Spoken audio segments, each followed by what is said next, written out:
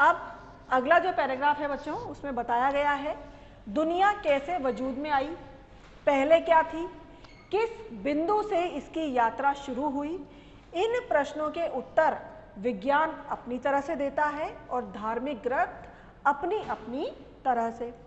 संसार की रचना भले ही कैसे ही हुई हो, लेकिन यह धरती किसी एक की नहीं है।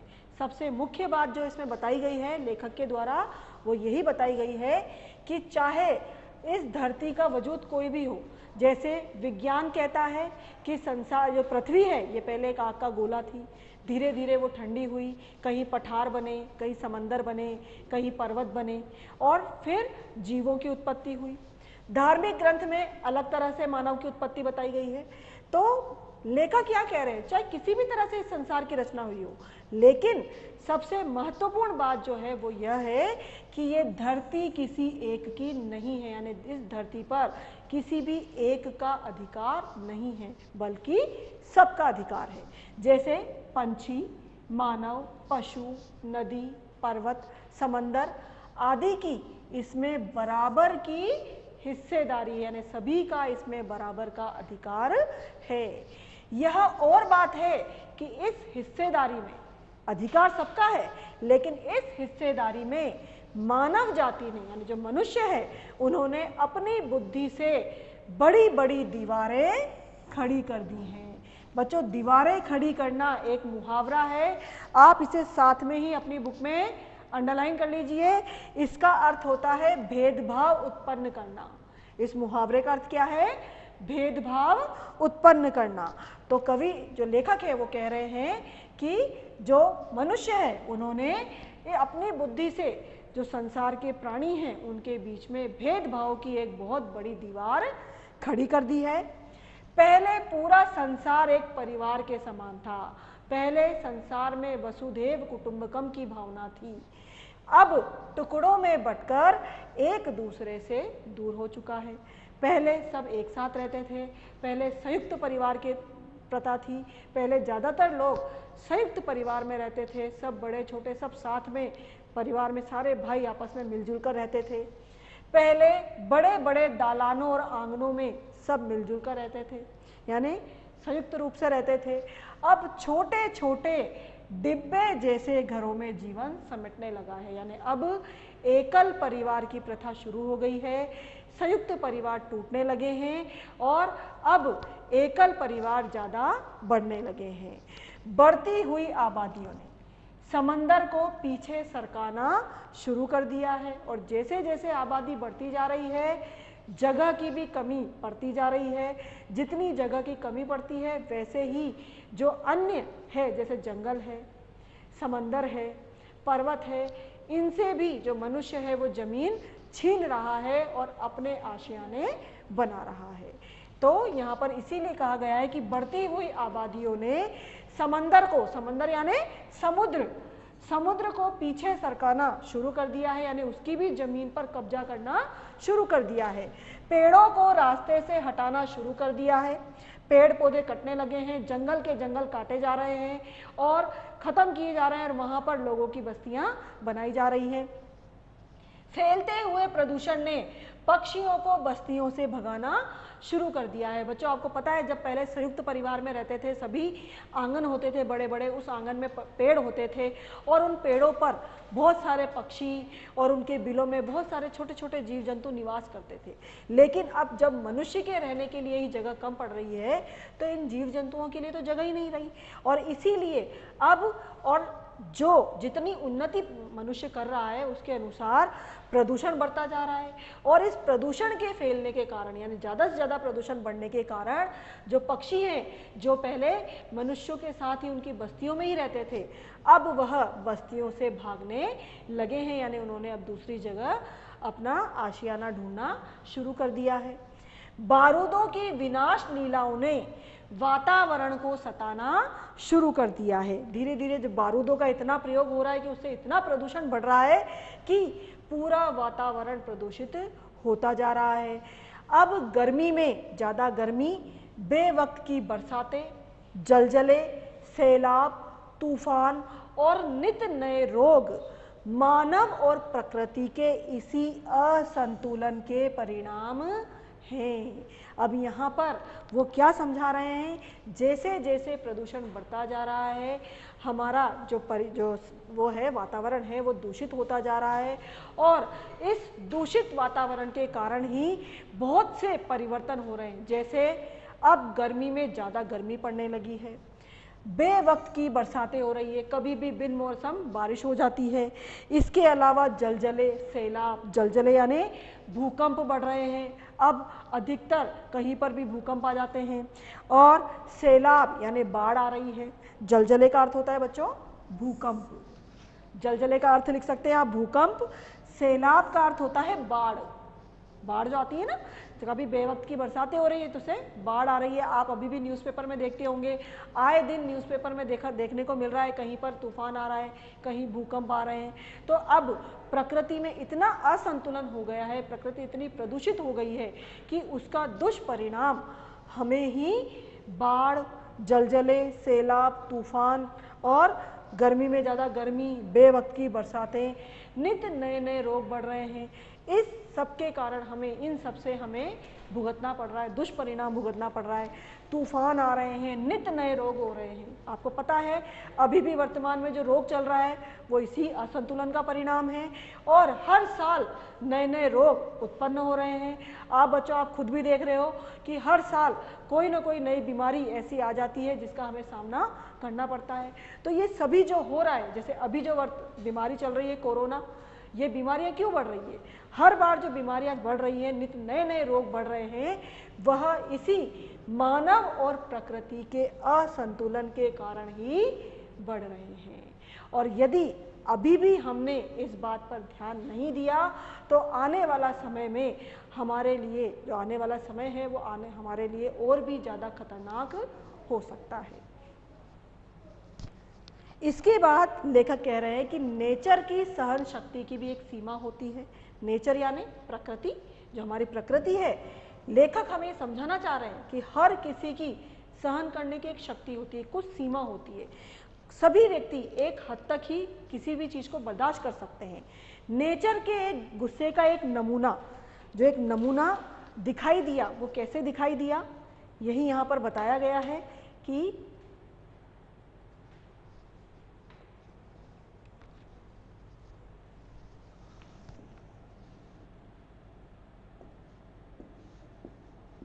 नेचर के गुस्से का एक नमूना कुछ साल पहले बम्बई में, जो मुंबई बोलते हैं, में देखने को मिला।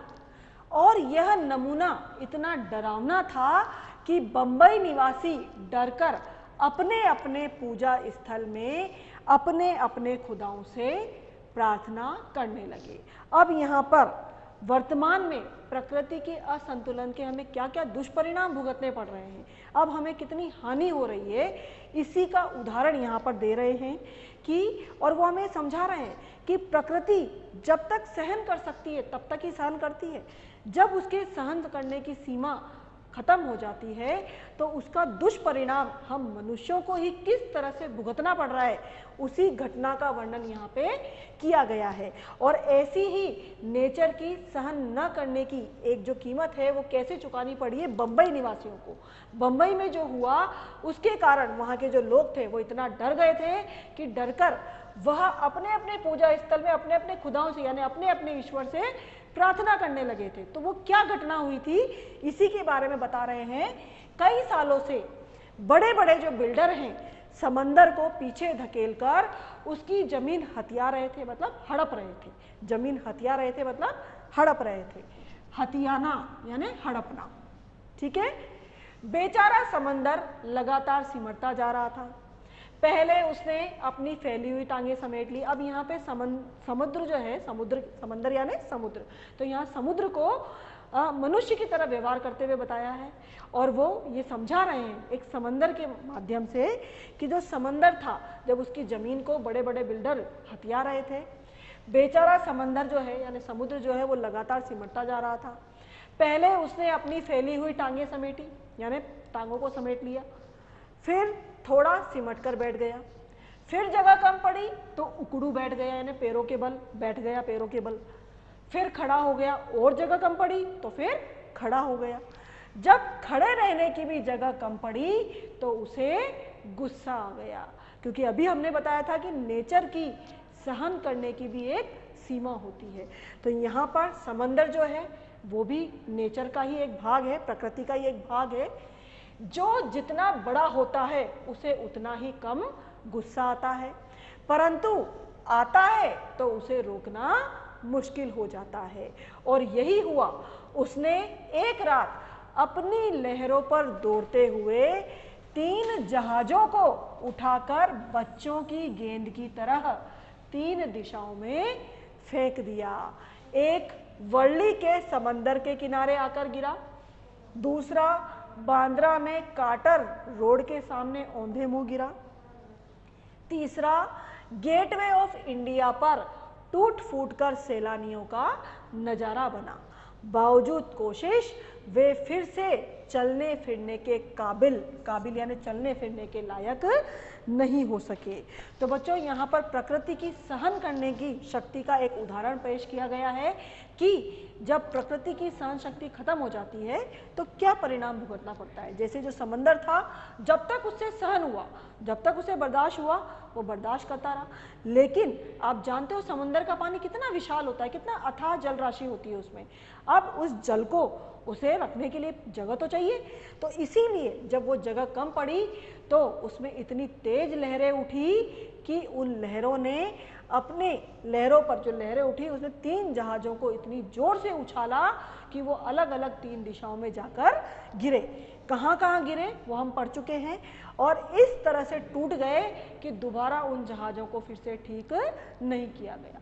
तो ये प्रकृति के गुस्से का नज़ारा हमें बताया गया है कि अगर हम प्रकृति को ज़्यादा परेशान करेंगे, ज़्यादा दुख देंगे, तो उसका दुष्परिणाम हमें किस रूप में भुगतना पड़ेगा। आगे लेखक बता रहे हैं, अब अभी तक तो इन्होंने बताया है कि क्या क्या कारण है, क्या क्या दुष्परिणाम हो सकते हैं। अब लेखक जो हैं वो अपने बचपन के दिनों को याद कर रहे हैं, बचपन में दिनों में अपनी माँ को याद कर रहे हैं कि उनकी माँ किस तरह से प्रकृति का ध्यान रखती थी और उन्हें भी प्रकृति का ध्यान रखने की, उसका आदर करने की सलाह देती थी। तो यहाँ पर वो इसी बात को बता रहे हैं। मेरी माँ कहती थी, सूरज ढले आंगन के पेड़ों से पत्ते मत तोड़ो, पेड़ रोएंगे। दिया बत्ती के वक्त फूलों को मत तोड़ो, फूल बद्दुआ देते हैं। दरिया पर जाओ तो उसे सलाम किया करो, वह खुश होता है। कबूतरों को मत सताया करो, वो हजरत मोहम्मद के अजीज हैं। अजीज है यानी प्रिय हैं। अजीज का मतलब क्या होता है? प्रिय हैं।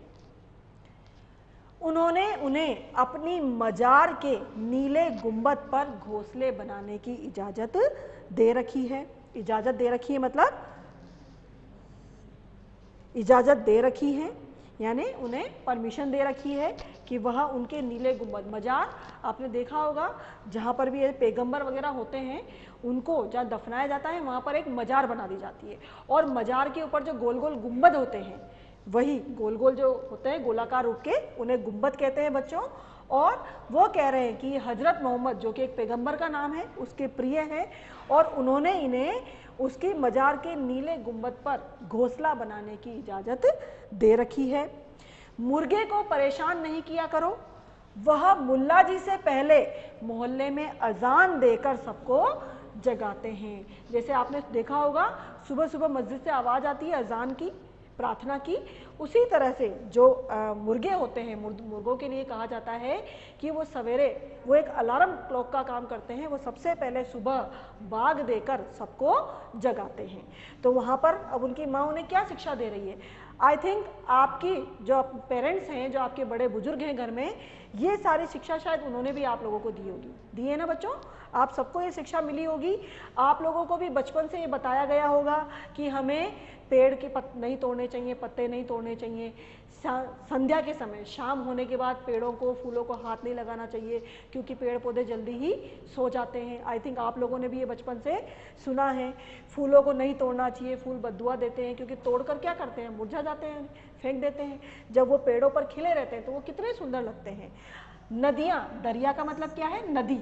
दरिया पर जाओ यानी नदी पर जाते हैं तो हमें उन्हें प्रणाम करना चाहिए, सलाम करना चाहिए, मतलब प्रणाम करना चाहिए। क्यों करना चाहिए?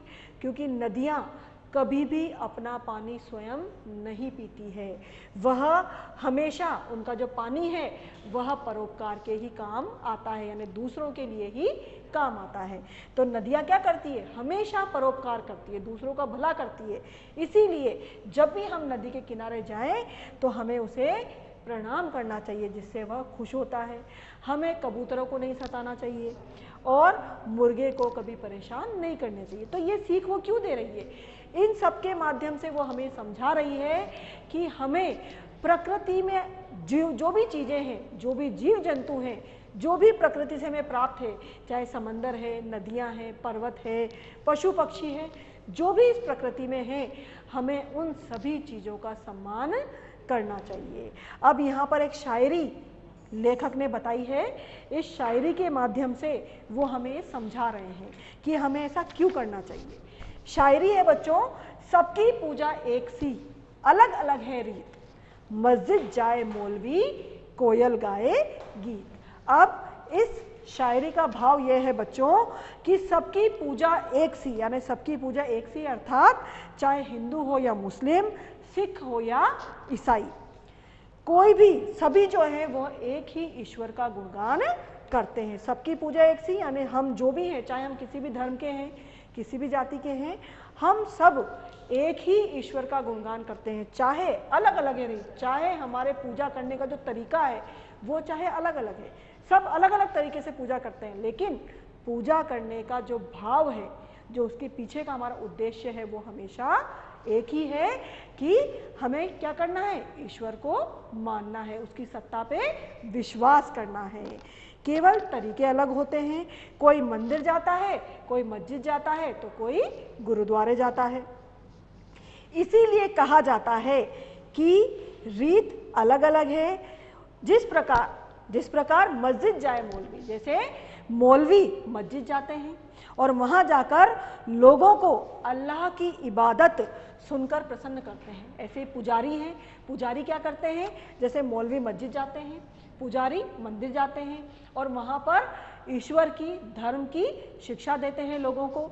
उसी तरह कोयल गाए गीत। अब यहाँ कोयल गाए गीत से मतलब है कि जैसे मौलवी मस्जिद जाता है और वहाँ जाके ईश्वर की जो इबादत करता है, अल्लाह की इबादत करता है और सबको प्रसन्न करता है, उसी प्रकार कोयल भी बागों में, पेड़ों पर बैठकर अपने मधुर मधुर बातों से, यानी अपनी मधुर बोल से सभी को प्रसन्न करती है। जैसे तो कोयल क्या कर रही है? कोयल भी सबको अपने गीतों के माध्यम से प्रसन्न कर रही है और मस्जिद, पुजारी आदि भी ईश्वर का गुणगान करके सबको प्रसन्न कर रहे हैं। बच्चों, ये पेज नंबर 113 पर आप इसी के ऊपर, ये जो आपका पेज दिया हुआ है 113, यहीं पर 2 इंटरनल क्वेश्चन हम लिखे हैं यहाँ पर। तो आप इन आंतरिक प्रश्नों को बच्चों यहाँ बुक के ऊपर ही आपके जो स्पेस दिया हुआ है यहीं पर आप नोट कर लीजिए। तीसरा आंतरिक प्रश्न है, नोट कर लीजिए बेटा आप लोग। प्रकृति के गुस्से से भयभीत होकर बंबई निवासी क्या करने लगे? मैं प्रश्न फिर से दोहरा रही हूँ। प्रकृति के गुस्से से भयभीत होकर बंबई निवासी क्या करने लगे? इसका जो उत्तर है पहले हम प्रश्न में से लिखेंगे बच्चों। प्रकृति के गुस्से से भयभीत होकर बंबई निवासी, होकर यहाँ तक आप प्रश्न में से ले लीजिए, प्रकृति के गुस्से से भयभीत होकर। इसके बाद आप यहाँ से इसको अंडरलाइन कर सकते हैं, आप इसको यहाँ से अंडरलाइन कर सकते हैं बच्चों। बंबई निवासी डर कर अपने अपने पूजा स्थल में अपने खुदाओं से प्रार्थना करने लगे। ये है आपके तीसरे आंतरिक प्रश्न का उत्तर। तो आप इसको यहाँ पर अंडरलाइन कर लीजिए सभी। अब चौथा जो इंटरनल है वो भी आपको इसी पेज पे लिखना है। चौथा प्रश्न लिखिए बच्चों आप सभी।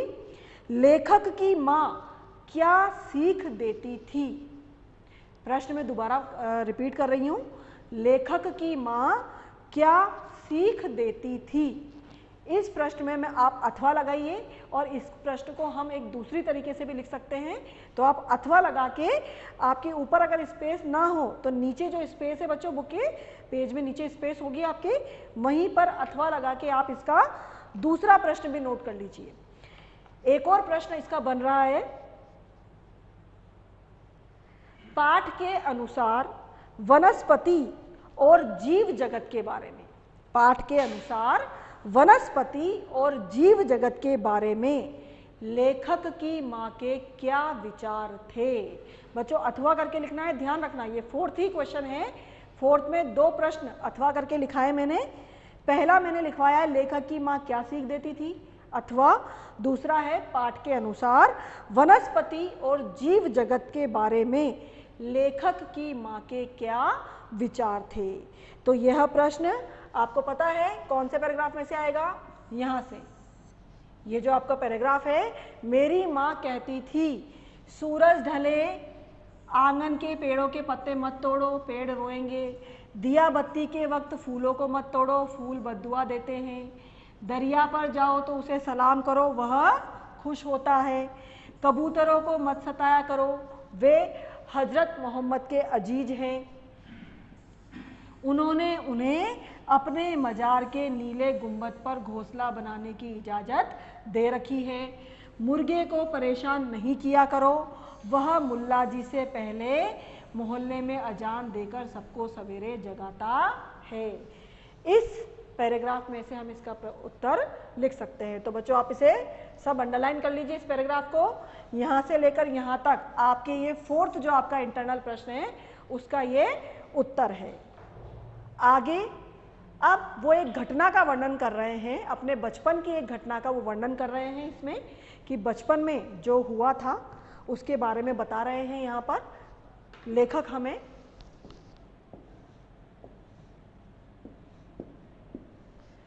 लेखक बता रहे हैं बचपन में जब वो छोटे थे, ग्वालियर में हमारा एक मकान था। उस मकान के दालान में एक रोशनदान था, उसमें कबूतर के एक जोड़े ने घोंसला बना रखा था। दालान, दालान का अर्थ होता है बच्चों बरामदा, बरामदा होता है ना जहाँ चौक होता है, वहाँ पर 1-2 रोशनदान थे और उसमें से एक रोशनदान पर कबूतर के एक जोड़े ने घोंसला बना लिया था। एक बार एक बिल्ली ने उचक्कर, ठीक है, उचक्कर यानी ऊंचा उठकर उन 2 में से एक अंडा तोड़ दिया। उन कबूतरों में 2 अंडे दे रखे थे उन्होंने, और उनमें से एक बार एक बिल्ली ने उचक्कर एक अंडा तोड़ दिया। मेरी माँ ने देखा तो उसे दुख हुआ, क्योंकि शायद दूसरा जो अंडा था वो भी बिल्कुल किनारे पे ही रखा हुआ था। उनकी माँ को लगा कि अगर मैंने इसे सही तरीके से नहीं रखा तो शायद ये भी हवा से या किसी से भी गिरकर टूट सकता है। तो उनकी माँ को दुख हुआ, उन्होंने स्टूल पर चढ़कर दूसरे अंडे को बचाने की कोशिश की। इसीलिए वो स्टूल पर चढ़ी और दूसरे अंडे को वो सही जगह पर रखने की कोशिश कर रही थी। लेकिन इस कोशिश में दूसरा अंडा भी उसी के हाथ से गिरकर टूट गया, यानी लेखक की माँ के हाथ से गिरकर वो दूसरा अंडा भी टूट गया। कबूतर परेशानी में इधर उधर फड़फड़ा रहे थे, परेशान हो गए थे क्योंकि उनके दोनों अंडे टूट गए थे। तो वो परेशान हो गए थे और परेशान होकर वो इधर उधर फड़फड़ा रहे थे दुख के कारण। उनकी आंखों में दुख देखकर, उनकी आंखें मतलब उन कबूतरों की आंखों में दुख देखकर मेरी माँ की आंखों में आंसू आ गए। इस गुनाह को, गुनाह यानी गलती, जो गलती उन्होंने की है, तो उस गलती का क्या है, गुनाह यानी गलती, तो उस गलती को खुदा से यानी ईश्वर से मुआफ करने मतलब माफ कराने के लिए उसने पूरे दिन रोजा रखा। रोजा क्या होता है बच्चों, व्रत, जो व्रत हम करते हैं। तो उनकी माँ को इतना दुख हुआ कि उन्होंने अपनी इस गलती के पश्चाताप के लिए पूरे दिन व्रत रखा और पूरे दिन वह दिन भर कुछ खाया पिया नहीं, सिर्फ रोती रही और बार बार नमाज पढ़ पढ़ कर खुदा से इस गलती को माफ़ करने की दुआ मांगती रही। तो इस घटना के माध्यम से लेखक हमें क्या समझा रहे हैं कि उनकी माँ, पहले के समय में एक उनकी माँ थी जिनसे गलती से कबूतर का एक अंडा टूट गया था, गलती से टूटा था, उन्होंने जानबूझकर नहीं तोड़ा था, लेकिन फिर भी उन्हें इस बात का इतना दुख हुआ कि उन्होंने पूरा दिन व्रत रखा, कुछ नहीं खाया न कुछ पिया और पूरे दिन ईश्वर से अपनी गलती को माफ़ करने के लिए प्रार्थना करती रही। तो इससे हमें पता चलता है कि पहले के समय में जो उनकी माँ थी या उनकी माँ के जैसे और लोग थे, वो छोटे से जीव के प्रति भी कितनी दया थी और उनके दुख से भी उन्हें कितना दुख पहुंचा था। अब इसके बाद लेखक वर्तमान स्थिति पे आ जाते हैं। ये तो ग्वालियर में, बचपन में वो ग्वालियर में रहते थे, वहाँ की स्थिति बताइए बचपन की। अब वो वर्तमान स्थिति में आ रहे हैं और वो बता रहे हैं कि ग्वालियर से बंबई की दूरी ने संसार को काफ़ी कुछ बदल दिया है। अब वो बड़े हो गए हैं और बड़े होने के बाद अब वो कहाँ रह रहे हैं? बंबई में, वर्सोवा नामक स्थान पर रह रहे हैं वो।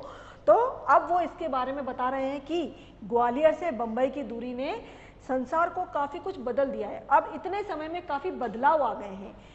जैसे वर्सोवा में, जहां आज मेरा घर है, जहां वर्सोवा में वो आज रह रहे हैं, पहले यहाँ दूर दूर तक जंगल था। पहले यहाँ दूर दूर तक जंगल फैले हुए थे, बस्तियां नहीं थी। और इस जंगल में पेड़ थे, परिंदे थे और दूसरे जानवर थे। जंगल थे तो और जो जानवर, जंगल था तो सभी जानवर, पक्षी, पशु सभी साथ में रहते थे। अब यहाँ समंदर किनारे लंबी चौड़ी बस्ती बन गई है, यानी अब उस जंगल को पूरी तरह से काट दिया गया है और वहाँ पर एक लंबी चौड़ी बस्ती बना दी गई है। इस बस्ती ने न जाने कितने परिंदों चरिंदों, यहाँ परिंदों चरिंदों से क्या मतलब है बच्चों? परिंदों यानी पक्षी, चरिंदों यानी जानवर। कितने ही परिंदों चरिंदों यानी कितने ही पशु पक्षियों के घर उनसे छीन लिया है। इनमें से कुछ शहर छोड़कर चले गए, कुछ जानवर जो थे वो दूसरे जंगलों में चले गए, शहर छोड़ दिया उन्होंने वहाँ से। और जो नहीं जा सके, जैसे पक्षी जो हैं, बहुत से पक्षी ऐसे होते हैं, आपने भी देखा होगा बच्चों, आपके घरों के आसपास बहुत से पक्षी हैं, आप देखते होंगे। तो जो नहीं जा सके उन्होंने यहाँ वहाँ डेरा डाल लिया, यानी वहीं घरों में ही आसपास में उन्होंने अपना डेरा डाल लिया, यानी वो भी यहीं जो फ्लैट बन गए थे वहीं पर रहने लगे। इनमें से 2 कबूतरों ने मेरे फ्लैट के एक मचान में घोंसला बना लिया था। मचान यानी घास फूस का जो छप्पर होता है, उसके लिए कहा गया है कि उनके फ्लैट में ऐसा एक उन्होंने छप्पर बना रखा होगा।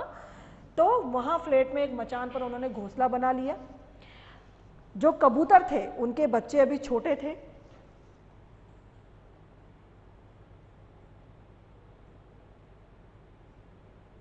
कबूतरों के बच्चे छोटे थे, इसलिए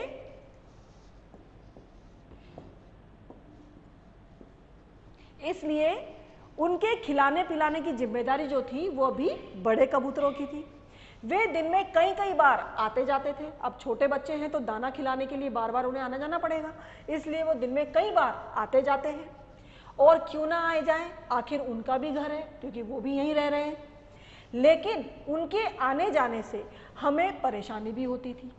वो आते जाते थे, इससे परेशानी भी होती थी, क्योंकि वे कभी किसी चीज़ को गिराकर तोड़ देते हैं, कभी मेरी लाइब्रेरी में घुसकर कबीर या मिर्जा गालिब को सताने लगते हैं। कबीर और मिर्जा गालिब को सताने से क्या मतलब है बच्चों? कि उनकी जो पुस्तकें रखी हुई थी उनकी लाइब्रेरी में, वह उड़ने के कारण उनकी जो पुस्तकें थी वो गिर जाती थी। इस रोज रोज की परेशानी से तंग आकर, और अब रोज रोज का उनका आना जाना हो गया तो बहुत परेशान हो गए थे। लेखक और लेखक के जो परिवार था वो परेशान हो गए थे। इसलिए इस रोज रोज की परेशानी से तंग आकर मेरी पत्नी ने उस जगह जहां उनका आशियाना था, यानी जहां उन्होंने घर बना रखा था, वहां एक जाली लगा दी है। उनके बच्चों को दूसरी जगह कर दिया है, दूसरी जगह रख दिया है उनके बच्चों को।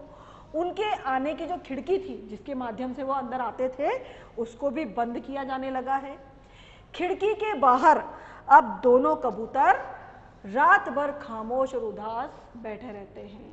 अब बच्चों हम समझ सकते हैं कि अगर हमें भी इसी तरह अचानक से अपने घर से बेघर कर दिया जाए तो हमारी क्या स्थिति होगी। और यही स्थिति इस समय किसकी हो रही थी? उन कबूतरों की, क्योंकि वो उनका भी घर था, वो वहाँ रह रहे थे इतने टाइम से। तो अगर अचानक से उन्हें इस तरह से बेघर कर दिया गया था, इसलिए वो पूरी रात भर खामोश उदास बैठे रहते थे। मगर अब न वो सोलोमन है जो उनकी जुबान यानी उनकी भाषा को समझकर उनका दुख बांटे, और न ही मेरी माँ है जो उनके दुखों में सारी रात नमाजों में काटे। यानी अब यहाँ पर लेखक क्या कह रहे हैं कि अब न तो सोलोमन है, न तो वो बादशाह सुलेमान रहा जो पशु पक्षियों की भाषा समझकर उनके दुख दर्द को बांटता था, उनको कम करता था, और न ही अब लेखक की वो माँ है जो किसी भी छोटे से जीव के परेशानी से परेशान होकर पूरी रात नमाजों में काटती है। यानी अब पहले की तरह दूसरे के दुख में दुखी होने वाले लोग नहीं रहे। जो छोटे से जीव के या इस संसार में जो और जीव जंतु हैं उनके दुख को समझकर दुखी हो सके, इस तरह के लोग अब नहीं रहे। यहाँ पर एक और शायरी के माध्यम से उन्होंने अपनी बात को स्पष्ट करना चाहा है। नदियाँ सींचे खेत को, तोता कुतरे आम, सूरज ठेकेदार सा, सबको बांटे काम। इन पंक्तियों के द्वारा लेखक ये कहना चाहते हैं कि जिस तरह नदियाँ खेतों को सींचती है बिना किसी भेदभाव के, वो कोई भेदभाव नहीं कर रही है, सभी खेतों को वो बराबर से सींच रही है, सभी खेतों को अपना पानी दे रही है। और तोता किसी भी बगीचे में जाकर आम खाने पहुंच जाता है, वो ये नहीं देख रहा कि ये बगीचा किस जाति का है या किस धर्म के लोग का है, वो ये चीज़ नहीं देख रहा, वो किसी भी बगीचे में जाकर आम खाने पहुंच जाता है। उसी प्रकार जो सूरज है वह भी बिना किसी भेदभाव के सभी को जगाकर काम करने के लिए प्रेरित कर रहा है। सूरज क्या कर रहा है? रोज सुबह उगता है नियम से और नियम से अस्त हो रहा है। हमें क्या संदेश दे रहा है कि हमें भी निरंतर ये सूर्य की तरह निरंतर गतिशील रहना चाहिए, निरंतर अपना काम करते रहना चाहिए। तो वो हमें काम करने के लिए प्रेरित करता है। उसी तरह हमें भी नदी और सूरज की तरह ही दूसरों के हित में कार्य करना चाहिए, यानी दूसरों की भलाई में काम करना चाहिए। और तोते की तरह ही सभी को समान रूप से समझना चाहिए। जो तोता बिना किसी भेदभाव के किसी भी बगीचे में चला जाता है, उसी तरह हमें तोते के समान ही सभी को समान समझना चाहिए, किसी से भी भेदभाव नहीं करना चाहिए। तभी संसार के सभी जीवधारी प्रसन्न और सुखी रह सकते हैं। तो कैसा लगा बच्चों? ये कहानी कैसी लगी आपको? क्योंकि बहुत अच्छी कहानी है और इस कहानी के माध्यम से हमें शिक्षा मिली है। कितनी अच्छी शिक्षा मिली है कि हमें आज भी किस तरह की सोच रखनी चाहिए जैसे पहले के समय के लोगों की थी। जैसे पहले के समय के लोग हमेशा दूसरों के दुख को देखकर दुखी होते थे, छोटे से जीव के प्रति भी वो दया की भावना और करुणा की भावना रखते थे। वैसे ही अगर आज भी हम इस तरह की भावना को अपना लें तो वापस इस प्रकृति में बदलाव हो सकता है। तो आई थिंक बच्चों आपको ये पाठ समझ में आ गया होगा। धन्यवाद।